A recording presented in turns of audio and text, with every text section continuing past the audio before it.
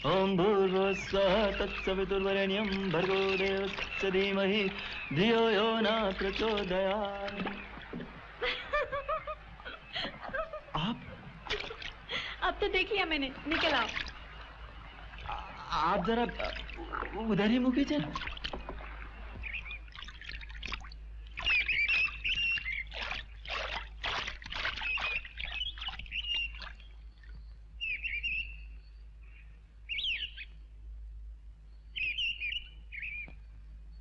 कल तो हम आपको गाना सुना के बहुत मुसीबत में फंस गए। क्यों? अब इधर ही देखिए ना। किस मुसीबत में फंस गए? अरे क्या बताएं साहब, ये हमारे भौजाई लोग हैं ना, वो लोग ने कल बहुत बावेला मचाया। कल बाबू साहब हमको 1 रुपया दिए थे इनाम के, वो हम चिरैया को दे दिया मलाई बर्फ खाने के वास्ते। चिरैया कौन? अरे हमारी भतीजी है। अच्छा। वो आपके माताजी के मेमोरियल स्कूल में ही पढ़ती है। बस ये समझ लीजिए कि अगर हमारी जिंदगी में चिरैया ना होती तो ये भौजाई लोग अरे ये भौजाई लोग तो हमका भूखा मार दिया होते। हाँ अभी देखिए आप शौक से इधर, कल तो हम भूखे ही सो गए, किसी के कान पर जूं तक नहीं रहेंगे और सब टांग पसार के सो गए। तब चिरैया बेचारी हमारे वास्ते चुरा के इतना खाना ले आई कि सवेरे नाश्ते के लिए भी बच गया। अब आपसे तो हम बासी रोटी खा के वास्ते कह भी नहीं सकते। तुम कहो या ना कहो, अरे? मैं तो जरूर खाऊंगी। मैंने भी अभी तक नाश्ता नहीं किया।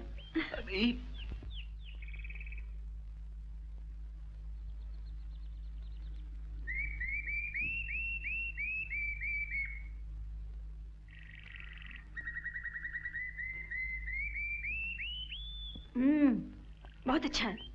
अरे कमाल है, आपको हम गरीब लोग के स्टाइल में खाना खाना कौन सिखा दिया? इसमें स्टाइल की क्या बात है जी? वैसे भुट्टा है बड़ा मजेदार। अरे होगा कैसे नहीं, बड़ी भौजी इसमें अपनी जबान की मिर्ची का पाउडर भी तो रख देती है। सचमुच बड़ा मजेदार नाश्ता है, तुम भी खाओ ना। लखनऊ में 2 चीजें खाने के लिए तरस गई, वही कॉलेज का हॉस्टल, वही हॉस्टल का मेस और वही मेस का रद्दी खाना। आपको इतना पसंद है तो हम रोज चुरा कर लिया करेंगे। हाँ सच? अरे ये कौन बड़ी बात है, आप कहें तो हम जान पर भी। चुप क्यों होंगे? अरे अरे वो कानून गो का साले शिखंडी हमारी बातें सुन रहा है। मुस्कुराहट प्लीज, एक फोटो। Thank you. यहाँ देखिए, मेरे कैमरे के अंदर देखिए। शाबाश। नमस्ते चंद्रमुखी। नमस्ते। ये क्या कर रही हैं आप? अरे अरे क्या कर रही है? एक ही तो फोटो निकाली थी आपकी। अरे मत करिए, मत करिए। Thank you. पिताजी।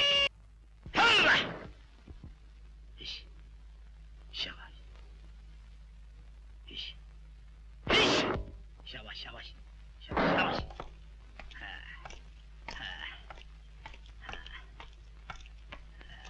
इश इश इश। कहाँ गई थी? ऐसे ही टहलने गई थी, फिर बिरजू मिल गया, उसका गाना सुनने लगी। बिरजू का गाना सुनने को जी चाह करे तो उसे यहाँ कोठी पर बुलवा लिया करो। कहीं और जाकर उसका गाना सुनना तुम्हारे खानदान की मर्यादा से मेल नहीं खाता बेटी। हमारी मर्यादा क्या है पिताजी? पुरखों की कहानियों के मुकुट पहनकर जीने से क्या फायदा? आप मुझसे हर बात छिपाते हैं, क्या मैं नहीं जानती? मैं सब कुछ जानती हूँ। आज ये कोठी है, कल शायद ये भी ना हो। ननियाल का आराम छोड़कर मैं यहाँ इसलिए आई कि मेरी जगह आपकी परेशानियों में है। गीतांजलि, कभी कभी ऐसा लगता है जैसे पिताजी बिल्कुल बच्चे हैं, धूप को मुट्ठी में बंद करना चाहते हैं, प्याले के चांद को चांद माने बैठे हैं, वर्तमान को अतीत की सामंत वाली आंखें दिखलाते हैं, जैसे वो डर ही तो जाएगा। मैं क्या करूं, दिन रात इसी उलझन में पड़ी रहती हूँ। ऐसे में जो एक बचपन का साथी ना मिल गया होता तो इस ऊँघते शहर में जीना मुश्किल हो गया होता। जब वो गाता है तो ऐसा लगता है जैसे बोरों की लहरेदार चुनरी पहने गीतांजलि नाच रही हो। ये रियाज रोककर किसका खत पढ़ा जा रहा है? चंद्रमुखी का। पिताजी, आपके काम की एक बात है, उसने कोई ऐसा गाने वाला ढूंढ निकाला है कि आपके रेडियो स्टेशन में 4 चांद लग जाएं। थे थे ता ता आ थे थे ता तक तक थे टिकरादे थे तक तक थे टिकरादे थे टिकरादे थे टिकरादे थे टिकरादे थे ता टिकरादे थे टिकरादे थे टिकरादे थे ता टिकरादे थे टिकरादे थे टिकरादे थे। बिरजू, तुमने कभी अपने बारे में सोचा है? तुम सिर्फ रामनगर के वास्ते नहीं पैदा हुए बिरजू। ये सारा मुल्क, ये सारी दुनिया तुम्हारा इंतजार कर रही है। भगवान ने ये मधुर आवाज, ये मीठे स्वर, ये संगीत जो तुम्हें दिया है, उसे सुनने के लिए। तुम एक बहुत बड़े गायक बनने के लिए पैदा हुए बिरजू।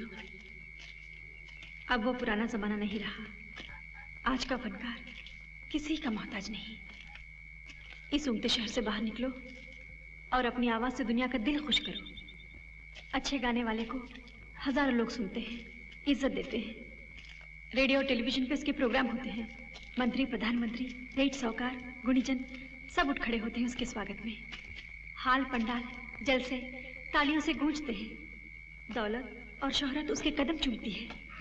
तुम चाहो तो ये सपना एक दिन सच बन जाएगा। तुम्हें लोग बिरजू नहीं, पंडित ब्रिजमोहन कहेंगे।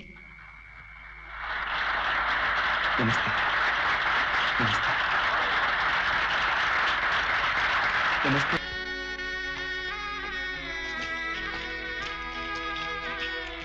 मैं तो सो गई थी, तुम्हारे गाने ने मुझे जगा दिया। अरे, जब तुम गा रहे थे तो ऐसा लगता था जैसे हजारों के मजमे में गा रहे हो और सुनने वाले दीवाने हुए जा रहे। मैं खुशी से रुआसी हो गई। बिरजू, मुझे कब रुलाओगे इस तरह? हम भला आपको कैसे रुला सकते हैं? मरना जाएंगे आपको?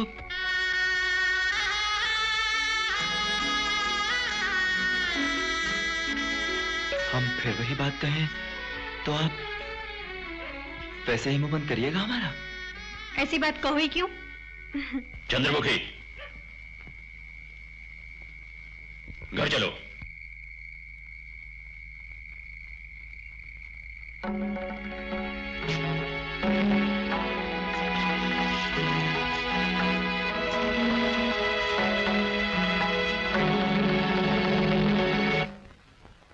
माथुर साहब, सुना रातों रात शुक्ल जी ने चंद्रमुखी बिटिया को नखलऊ भेज दिया रहा। हाँ साहब, सुना तो हमने भी है। बिरजू से मिलना जुलना खटक गया होगा। तुम तो शुक्ल जी को जानते ही हो। नाक पर मक्खी तक नहीं बैठने देते। ये सोचो बिरजू का क्या होगा। अम्मा यार, बिरजू को मारो गोली, तुम चाल चलो। हाँ। पिताजी डांटते, बिगड़ते और फिल्मी पिताओं की तरह आत्महत्या की धमकी देते तो शायद मैं बगावत कर देती।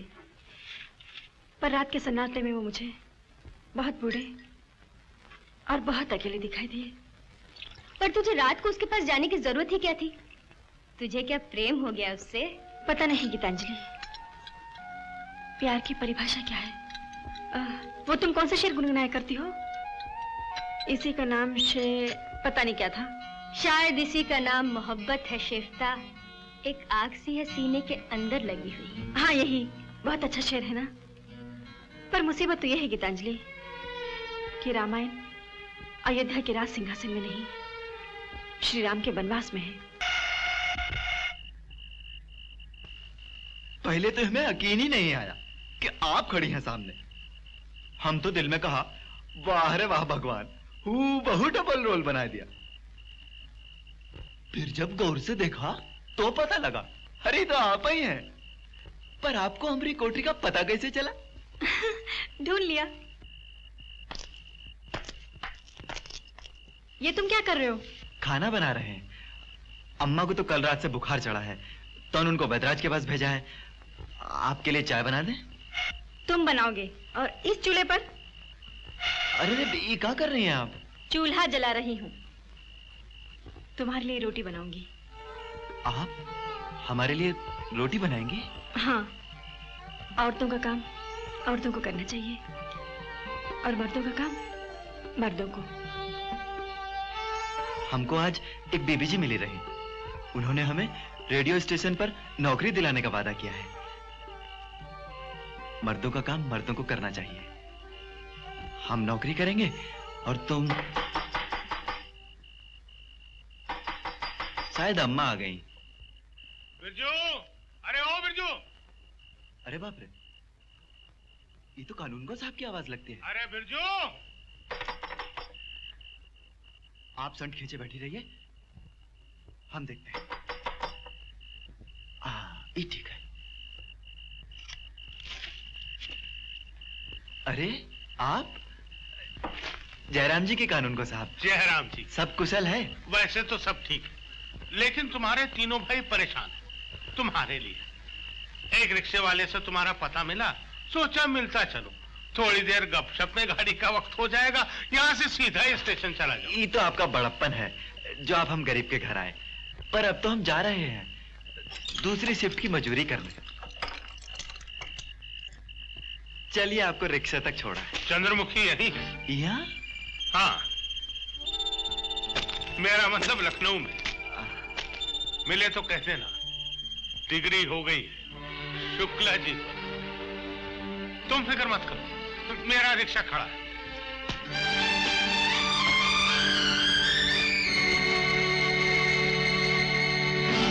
अब क्यों आए हो? ये बताने चला आया कि चंद्रमुखी वहां लखनऊ में बिरजू के साथ आपके खानदान का नाम रोशन कर रही है।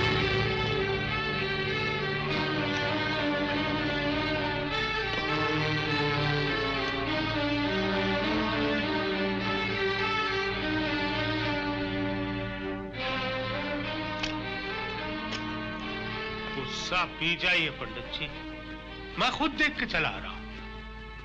वो उसकी कोठरी में थी, उसके साथ अकेली, और कोठरी का दरवाजा अंदर से बंद।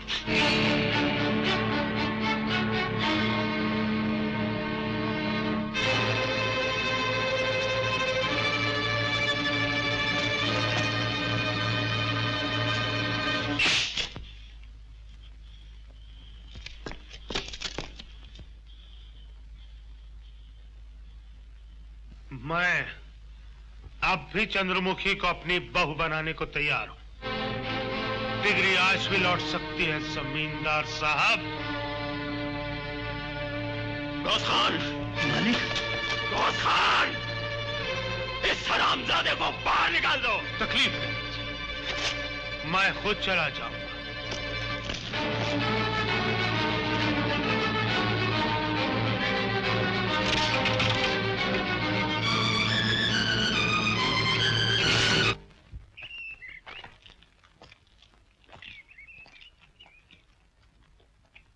कहो बिरजू, कैसे आना हुआ? नमस्ते। नमस्ते। आकाशवाणी के बड़े साहब ने हमारा गाना बहुत पसंद किया, कल हमें रेडियो स्टेशन बुलाया है, हमारा इम्तिहान लेंगे। बधाई बिरजू, भगवान तुम्हें कल भी कामयाबी देंगे। हम इसीलिए आए थे कि कल आप आइए ना, हमारी हिम्मत बढ़ जाएगी। मैं जरूर आऊंगी।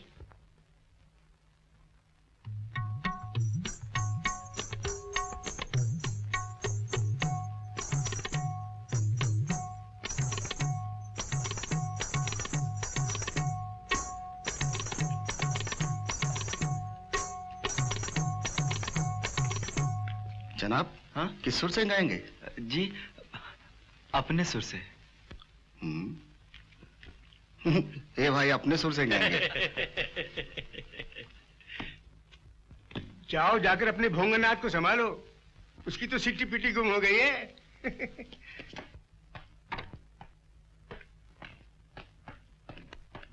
ये क्या पागलपन है? ये लोग तुम्हें खा थोड़ी जाएंगे। वो कब्बन खा साहब है ना सारंगी पे, उनके सारे दांत नकली हैं।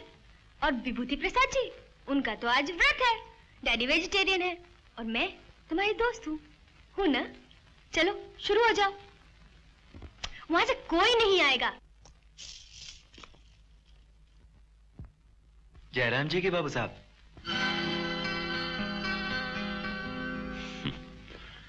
तू कब आया रे? थोड़ी देर हुई। आपकी तबीयत कुछ गड़बड़ है क्या?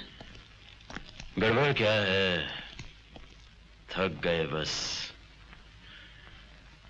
पर लगता है तेरे तो बड़े ठाठ हो गए हैं। ठाट बाट कैसा बाबू साहब? हाँ, नौकरी इज्जत की मिल गई है। कैसी नौकरी? आकाशवाणी पर लग गया हूँ। 384 रुपया महीना तनख्वाह मुकर्रर हुई है, और बाकी बाहर के प्रोग्राम करने की छूट है। मतलब 600-700 का जुगाड़ बैठ गया तेरा।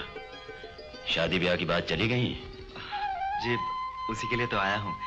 आपका आशीर्वाद चाहिए। अरे रे रे रे, अबे तेरी शादी तो मेरे आशीर्वाद के बिना भी हो सकती है। तेरी हड्डी में कोई दोष नहीं है। 600-700 रुपए कमा भी लेगा, और क्या चाहिए किसी शरीफ लड़की के बाप को। तो क्या मैं ये समझूं कि आपको कोई एतराज नहीं? क्या तू, तेरा मतलब? जी, मैं आप ही के पास आया हूँ चंद्रमुखी। बिरजू, मुकदमा हारने का मतलब ये नहीं कि तुझ जैसे लोग मेरे घर में मेरी बेटी का हाथ मांगने आने लगे। तुझ में ये हिम्मत आई कहां से? अभी अभी आप ही ने तो कहा कि मेरी हड्डी में कोई दोष नहीं। कोई भी शरीफ लड़की का बाप मुझे अपना सकता है। बाबूजी, चंद्रमुखी मेरे अंधेरे जीवन में रोशनी लाई है। Boss Khan, boss Khan! बाबूजी, ये आदमी हरवंश लाल शुक्ल की इकलौती बेटी का हाथ मांगने आया है। इससे कह दो कि मुकदमे में कोठी हार गया हूं, दौलत हार गया हूं, लेकिन इज्जत नहीं हारा और हारूंगा भी नहीं। चांदी की थाली में मक्की की रोटी, इससे पूछो कि इसकी आंखों में इतना बड़ा सपना समाया कैसे? मालिक। गौस चाचा, जरा जल्दी से डॉक्टर साहब को ले आइए। देखते नहीं बाबूजी की तबीयत कितनी खराब है। वो अभी तक यहां से गया कि नहीं? बाबूजी से कितनी बार पूछोगे अपने जाने के बारे में? मैं तुमसे तो बातें करना चाहूंगा। ना मुझे तुमसे कुछ सुनना है, ना मुझे तुमसे कुछ कहना। मुझे बाबूजी के साथ जीने दो। तो फिर मेरी आंखों में इतना बड़ा सपना बसाया क्यों? कह दो चंद्रमुखी, मैंने तुम्हें गलत नहीं समझा। तुम्हारा प्यार धोखा नहीं था। तुम्हारी ये खामोशी मेरी उम्मीदों का गला घोट रही है। जाओ, इस दहलीज से बाहर चले जाओ। जानते नहीं, रास्ते की धूल महलों के कलश छूने की गुस्ताखी करती है तो झटक दी जाती है। तर्क मैं नहीं जानता, लेकिन देखा है तपते चैत में कभी कभी ऐसी आंधी भी उठा करती है जब रास्ते की धूल महलों के कलश ढांप लेती है। जाओ, पहले तूफान तो उठाओ।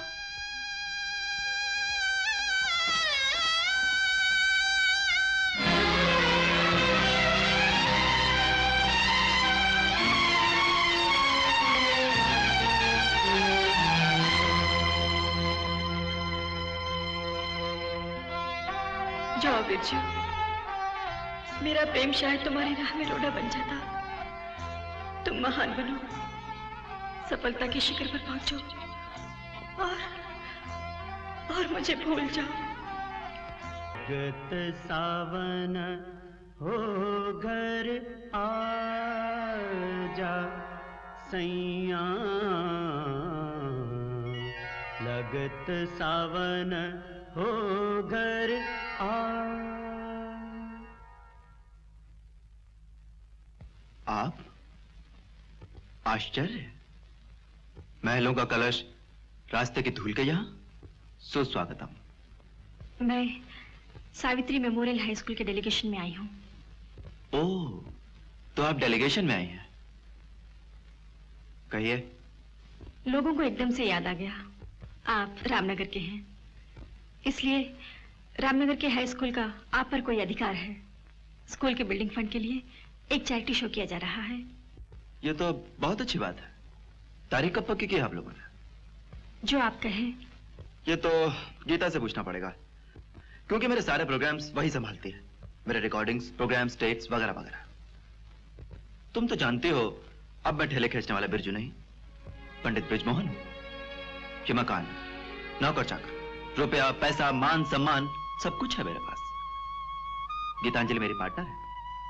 अच्छा, तो इजाजत, मैं गीतांजलि से ही मिल लूंगी। वो मेरी सहेली है। सहेली?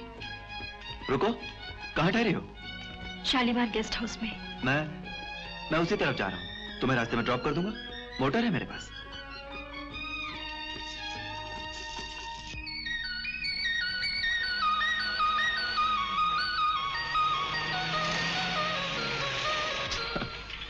अब मैं बहुत अमीर हो गया हूं। 60-70 हजार रुपए महीने की आमदनी है मेरी। ये बंगला तो तुमने देख ही लिया है। वैसे मैंने खंडाला और महाबलेश्वर में भी एक बंगला खरीद लिया है। मैंने अपने दिल पर सोने का पानी चढ़ा लिया है। शायद वो इस लायक हो गया है कि एक छोटे से शहर के छोटे से रईस की बेटी की आरज़ू कर सके। तुमने गाड़ी क्यों रोकी? मुझे तुमसे कुछ कहना है। कहो। क्या तुम्हें कुछ नहीं कहना? कुछ भी नहीं? नहीं। हाँ, एक बात बतानी थी तुम्हें। बोलो। तुम तो सचमुच बहुत बड़े आदमी बन गए हो बिरजू, लेकिन मुझे तो गंगा तट का बिरजू याद आता है। अब तो उससे मिलना नहीं होता होगा। पापा, वो अब भी बिल्कुल बच्चा है, मुझसे एक पल भी अलग नहीं रह पाता। तुम दोनों की शादी की खुशी से बढ़कर मेरे लिए और कोई बात नहीं हो सकती। मगर बेटा, तुम लोगों ने ठीक से सोच लिया है ना? जॉन जॉन, गाड़ी रोको। ये साहब की गाड़ी है ना? जी। देखा पापा, जुबली फंक्शन से जान बचाने के लिए जनाब यहाँ छुप के बैठे हैं। जॉन, तुम साहब को लेकर घर जाओ और मैं तुम्हारे साहब को लेकर आती हूँ।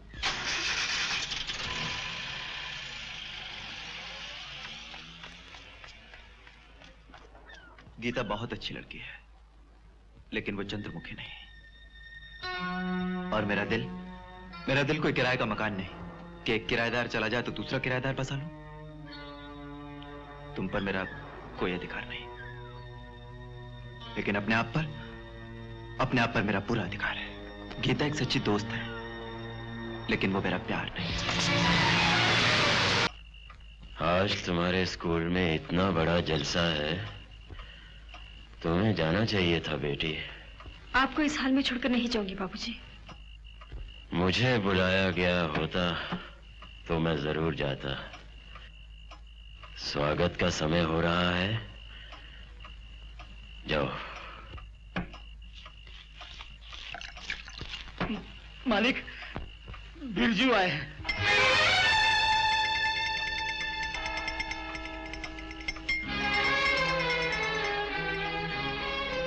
कहीं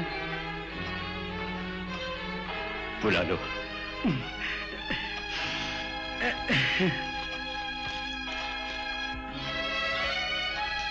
जयराम जी के बाबू साहब, कैसे हो बिरजू?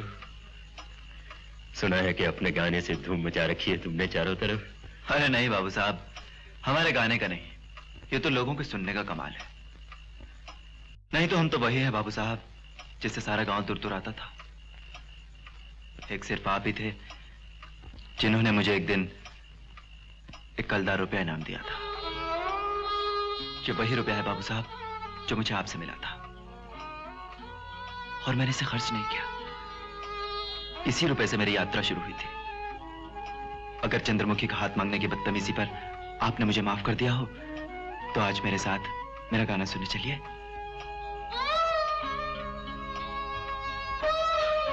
उस दिन तुम आए थे तो किस बात पर बात खत्म हुई थी? जी हाँ, याद आया। मैंने पूछा था कि तुम्हारी शादी वादी की कहीं बात चली, तो तुमने कहा था कि आपका आशीर्वाद चाहिए। तो मैंने कहा था कि तुम्हारी शादी तो मेरे आशीर्वाद के बिना भी हो सकती है। तो इस पर तुमने पूछा था, क्या इसका मतलब मैं ये समझूं कि आपको कोई एतराज नहीं? बाबूजी, तुम्हारे उस सवाल का जवाब मेरे ऊपर कर्ज है बिरजू। मुझे कोई एतराज नहीं।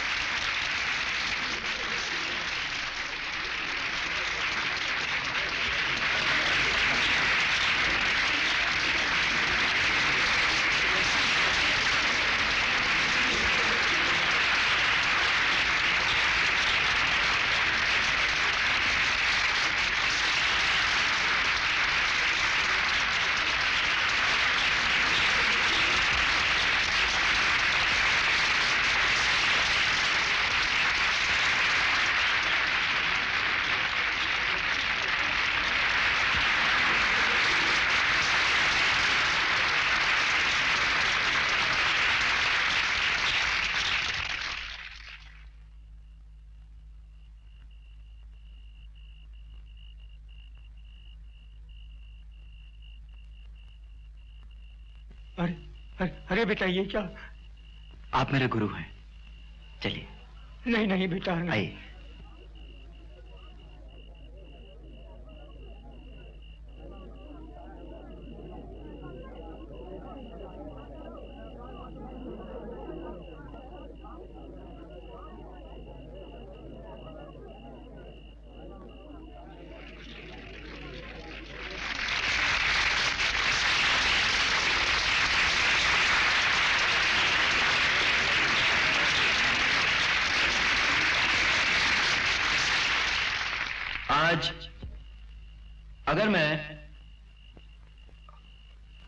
आज अगर मैं गाते गाते रो पड़ूं तो आप लोग उसका बुरा मत मानिएगा।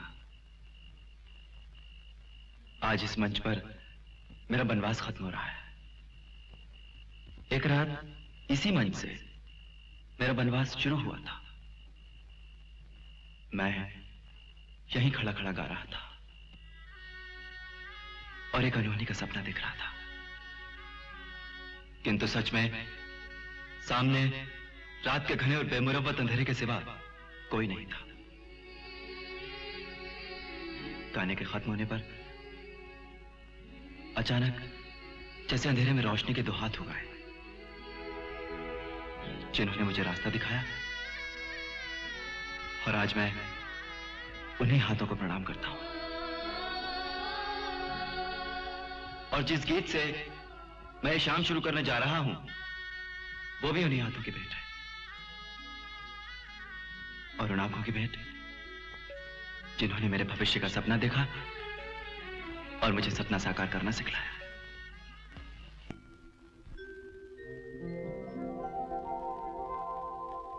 पोथी पढ़ पढ़ जग मुआ, पंडित भयान को, ढाई अक्षर प्रेम का, पढ़े सो पंडित हो।